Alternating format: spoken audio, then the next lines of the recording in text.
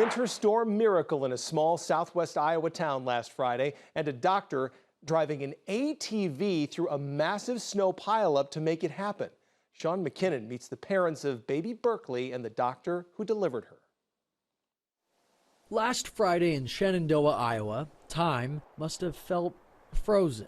As sub-zero temps kept people indoors, the Gardners were on their way to the hospital. Mom Crystal Gardner was due, and Dr. Chase Brown knew his four-wheeler was the only way he'd make it there. He cleared snowdrifts by hitting them at 20 miles per hour. Snow went everywhere, went flying in all directions, but you just keep going through to the next one. And it wasn't just Dr. Brown. The whole medical team braved the snow and cold to make sure this baby would be delivered. We knew he was going to get there. They all would get there for it. The Gardners were blessed with a baby girl named Berkeley. At Tuesday's checkup, Brown says she's healthy as can be. She's a very good baby. We couldn't have asked for more perfection, so. Her siblings can't put her down. Does Leia share at all?